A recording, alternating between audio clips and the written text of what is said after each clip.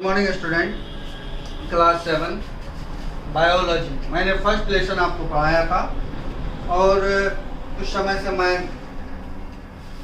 जो है आपको थोड़ा काम से बाहर था, क्वारंटीन में था, इसलिए मैं नहीं आ पा रहा था आपको वीडियो देने के लिए। तो आज मैं आपको वीडियो दे रहा हूँ। तो फर्स्ट लेसन का हम लोग एक बार क्या करेंगे, रिव्यू कर लेते हैं कि मैंने फर्स्ट लेसन में क्या क्या पढ़ा और क्या क्या नहीं पढ़ा। अगर आपको कुछ समझ में नहीं आए तो इस क्लासेस से आप इस वीडियो के माध्यम से, और इसके बाद भी एक और वीडियो भी बनाएंगे, तो इसके माध्यम से आप इस पूरे कंप्लीट चैप्टर को समझ सकते हैं। साथ ही इस चैप्टर के एंडिंग में मैंने बताया होगा कि आपको किस तरह से नोट्स प्रिपेयर करना है, और उस नोट्स का एक PDF फॉर्म बना के आप मेरे मोबाइल में सेंड कर सकते हैं, और जिसका हम करेक्शन करके आपको रिटर्न सेंड करेंगे, इधर से भेजेंगे।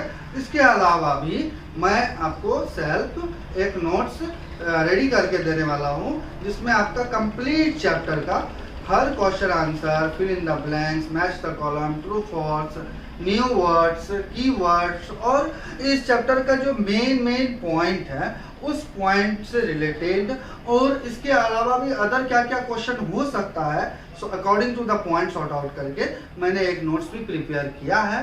वो भी आपको कुछ समय में के बाद मिल जाएगी, जिसको आप क्या करेंगे कि अच्छा से प्रिंट आउट करके या फिर जो है उसको डाउनलोड करके स्टडी करेंगे, वही आपका जो है आगे काम आएगा। तो न्यूट्रिशन इन प्लांट्स, यानी कि जिसका चैप्टर का नाम ही है प्लांट, पौधे का पोषण। पौधे को न्यूट्रिएंट कैसे मिले हम लोग को तो जरूरी है, इसलिए हम लोग कहाँ से लेके आते हैं, हम लोग खाना के माध्यम से, नहीं कि प्लांट और एनिमल्स दोनों से ले लेते हैं। लेकिन प्लांट में कभी आप सोचे हो कि चावल और दाल और सब्जियां बना के प्लांट का रूट के पास या स्टेम के पास या लीफ के पास रख देंगे तो वो खा लेंगे? नहीं, उसका एक प्रोसेस, और उस प्रोसेस का भी नाम आप जानते होंगे, फोटोसिंथेसिस, यानी प्रकाश संश्लेषण। ये प्रकाश संश्लेषण, ये फोटोसिंथेसिस जो है एक प्रोसेस है जिसके माध्यम से हमारा प्लांट अपना फूड प्रिपेयर करता है, और वह रूट से लेके स्टेम, लीफ और other parts of the plant तक वह कैरी करता है, पहुंचाता है। उसके लिए उसके अंदर में भी ट्रांसपोर्टेशन सिस्टम होती है, जैसा कि हम लोग के बॉडी के अंदर में होती है ऑक्सीजन कैरी करने के लिए, कार्बन रिलीज करने के लिए। उसी प्रकार उसके अंदर में भी होती है, वो फूड और मिनरल्स को लेके जाता है एक जगह दूसरी जगह, और उसको एक जगह से दूसरी जगह जो है फिर पहुंचाता है। तो हम लोग जो है all living organisms need food for survive. Her living जीव को जीने के लिए क्या चाहिए? फूड चाहिए, और food provides the initial nutrients such as the carbohydrate, fats, vitamins, proteins and minerals. ये सभी चीजें जो है, इसके साथ में दो और ऐड कर दीजिए, वाटर एंड रफेज। ये सभी जो है that are the require of the body of the organisms to perform the various life activity, यानी कि लाइफ का जो बहुत सारा एक्टिविटीज करते हैं, मैंने बताया होगा, चलने के लिए, घूमने के लिए, दौड़ने के लिए, बैठने के लिए, स्टडी करने के लिए, और वाचिंग द टेलीविजन, मूवी देखने के लिए, बाइक राइडिंग करने के लिए, etcetera etcetera, lots of the activity. यानी कि जितना भी एक्टिविटी हम लोग करते हैं दिन भर, वो सभी एक्टिविटी हम लोग कैसे कर लेते हैं, उसके लिए एनर्जी हम लोग को कहाँ से आती है? तो एनर्जी का सोर्स यही है कि carbohydrate, fats, protein, vitamins and minerals और two other means water and roughage, उनसे मिल जाती है। तो organisms like plants can make their own food, they are producer. तो कर रहे थे हम लोग, पहले एक बार जिक्र किए थे कि जो प्रोडक्ट बनाता है और एक होता है जो प्रोडक्ट नहीं बनाता, वो दूसरे के ऊपर में डिपेंड रहता है।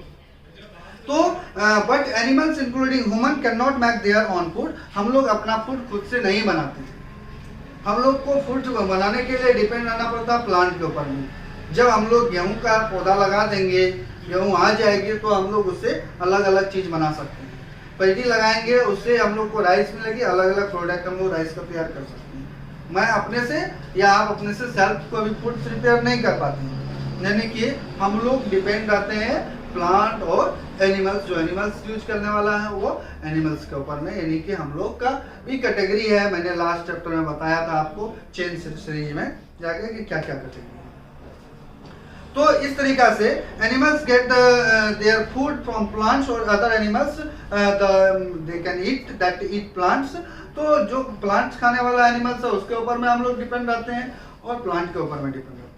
The all animals are directly or indirectly depend on the plant to fulfill their food requirement।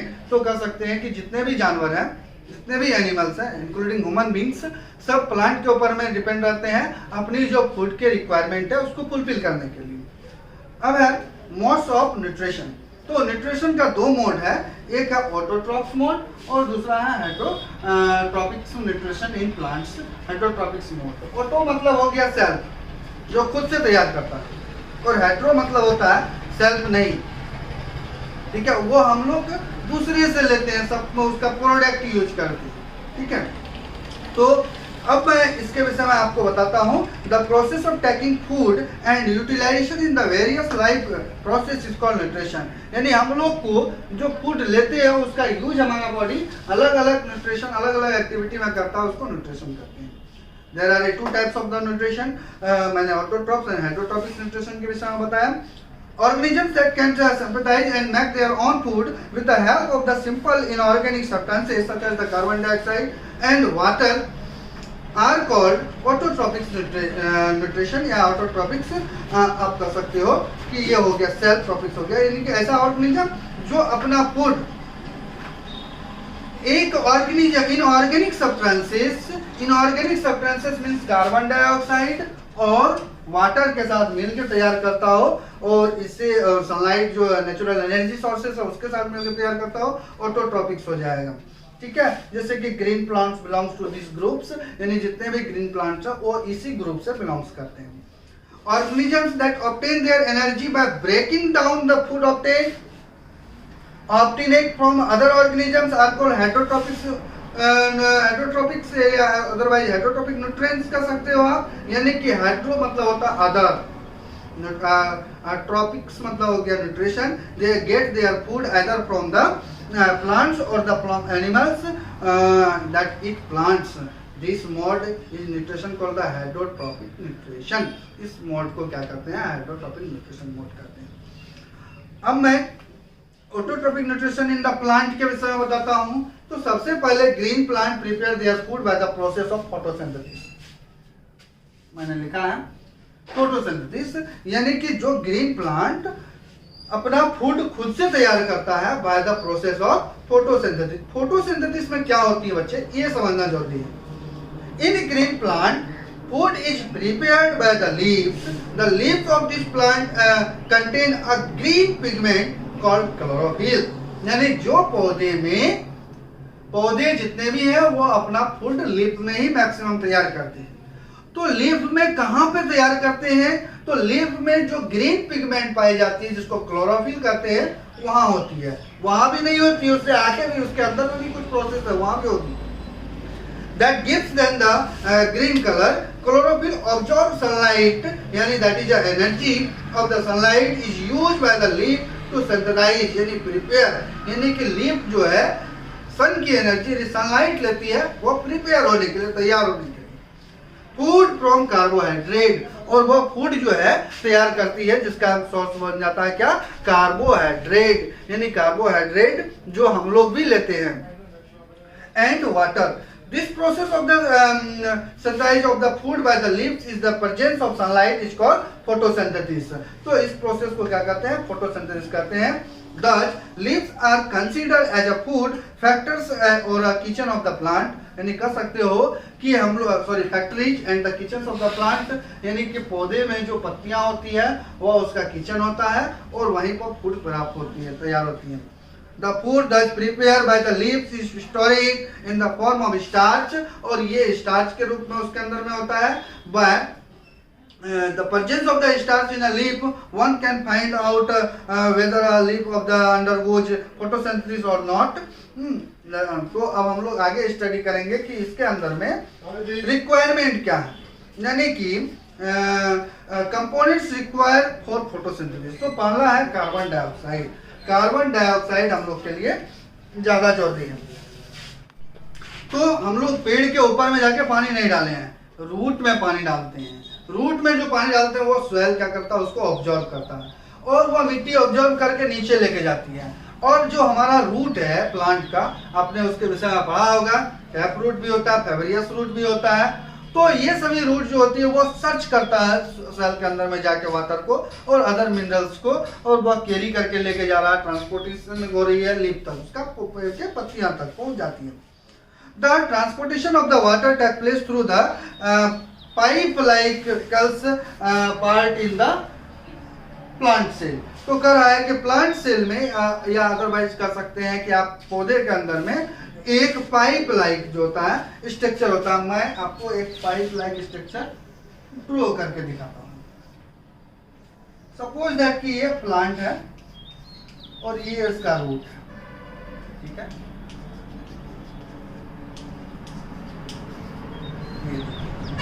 अब इसमें क्या होगा कि एक पाइप लाइक स्ट्रक्चर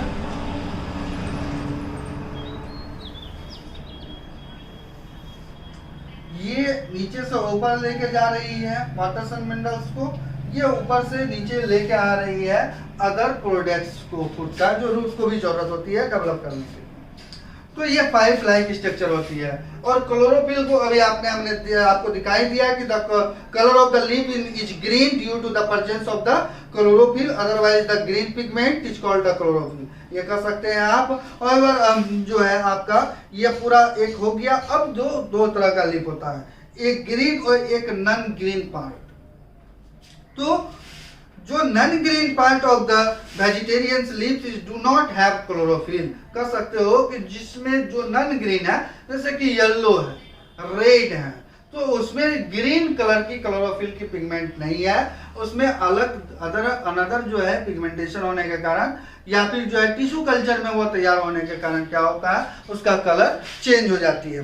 तो आपने आज समझ लिया कि हमको फोटोसिंथेसिस प्रोसेस करने के लिए क्या क्या चीज की जरूरत है। अब इनके बाद सबसे बड़ा जो रिक्वायरमेंट होती है, इन सभी चीज होने के बाद भी अगर सनलाइट नहीं है तो डेवलप नहीं होगा प्लांट और वो फूड प्रिपेयर नहीं कर पाएगा।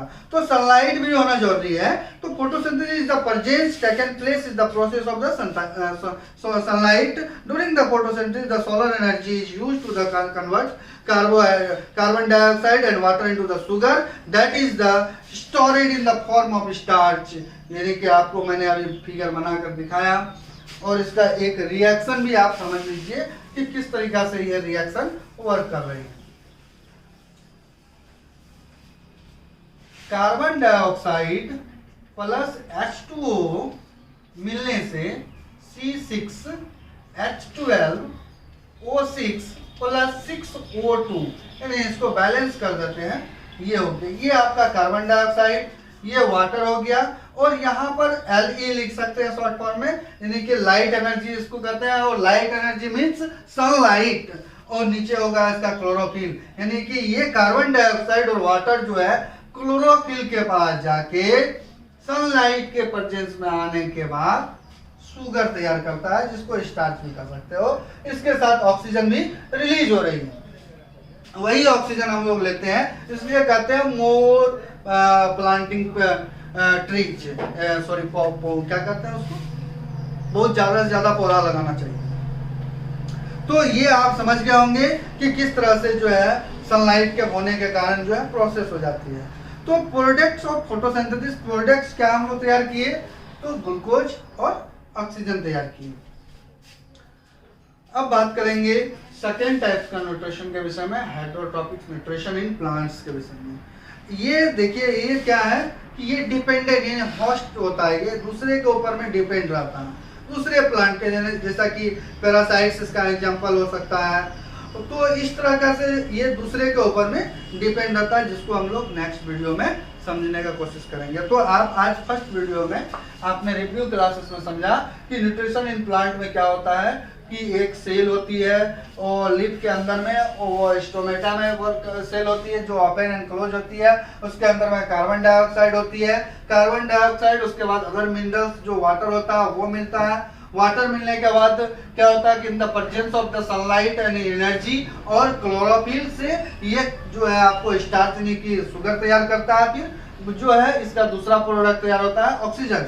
ये सारा प्रोडक्ट तैयार होता है वो आपका प्लांट का रूट से लेके प्लांट का लीफ तक में। और इस तरह से हमारा क्या होता है कि जो प्लांट जो है वो फूड प्रिपेयर कर देता है और फूड प्रिपेयर करने के बाद वो हम लोगों को मिल जाती है। तो आप इस चीज को स्टडी करेंगे और स्टडी करने के बाद आप गार्ड सेल को भी बनाएंगे, जो आपका प्लांट सेल जिसको कहते हैं वो उसको प्रिपेयर कीजिए और उसमें जो पॉइंट है आउट कीजिए कि जैसे कि कहाँ माइटोकॉन्ड्रिया हो सकता है, कहाँ पर जो है उसका कार्बन हो सकता है, कहाँ पर जो है उसके अंदर में प्रोटीन हो सकता है और अदर जो सेल के अंदर में पार्ट होती है वो हो सकता है, वॉल स्ट्रक्चर है या नहीं है, किसमें वॉल स्ट्रक्चर है। जैसे कि प्लांट में जो है एक वॉल स्ट्रक्चर होती है जो आउटर साइड में होती है, एनिमल्स में ऐसा नहीं होता है। तो इन सभी चीज का एक फिगर ड्रॉ कीजिए, कलरफुल फिगर ड्रॉ कीजिए with the help of the book का मदद से एक कलरफुल फिगर ड्रॉ कीजिए।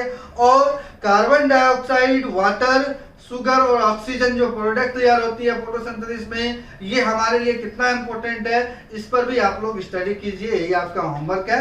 नेक्स्ट वीडियो में आपको मैं हेटेरोट्रॉपिक न्यूट्रिशन के विषय में अच्छा से एक्सप्लेन करके समझाऊंगा कि क्या है। और ये इसके विषय में भी आप लोग थोड़ा स्टडी कर सकते हैं कि ये जो है अदर है, दूसरे के ऊपर में डिपेंड होता है। जिस तरीका से आप देखे होंगे आपके बगल बगल में क्या होता है कि जो पेड़ होता है उस पेड़ के ऊपर में भी एक छोटा छोटा जो जंगल वाला पौधा, वीडिकल्स जिसको कहते हैं, वीड्स निकल जाती है, वो अलग पौधा निकल जाती है। तो ये पेड़ के ऊपर में जो निकली हुई पौधा है वो क्या है, इसके विषय में आप स्टडी कीजिए। उसी के विषय में हम नेक्स्ट वीडियो में आपको समझाने वाले हैं। Thank you.